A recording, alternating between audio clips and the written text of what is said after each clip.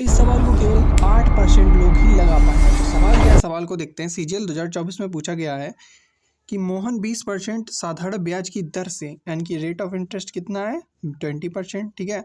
और क्या है, ब्याज की दर से 4,22,092 तो हम प्रिंसिपल मान लेंगे कितना, 4,22,000, क्योंकि 92 हम मांगेंगे नहीं, क्योंकि कैलकुलेशन ईजी नहीं होगी उससे।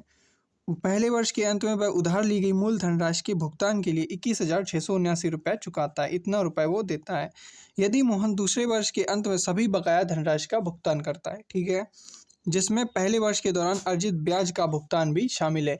यानी कि जो 21,679 रुपया दिया है, ये उसने ब्याज ना देके जो उसने प्रिंसिपल्स में से माइनस करवाया है, ठीक है, क्योंकि ब्याज वो अलग देगा। तो दूसरे वर्ष के अंत में कितना भुगतान करता है, तो देखो पहले साल तो इंटरेस्ट निकलेगा इससे, लेकिन दूसरे साल ये हमको माइनस करना पड़ेगा, ठीक है। तो देखो 4,22,000 का हम निकालेंगे क्या, 20%, तो 2 जीरो कट जाएगा, तो 84,400 रुपया आएगा।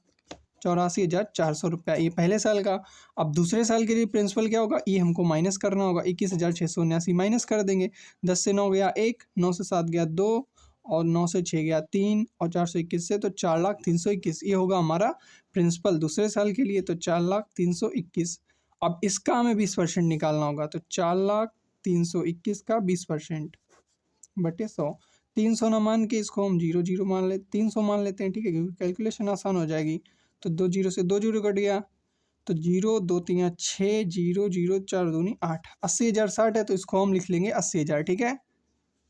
तो 1 2 3 4 3 7 और 4 8 8 16 और 4 और 1 5, यानी कि 5,64,721 रुपया उसको देना पड़ेगा दूसरे साल में।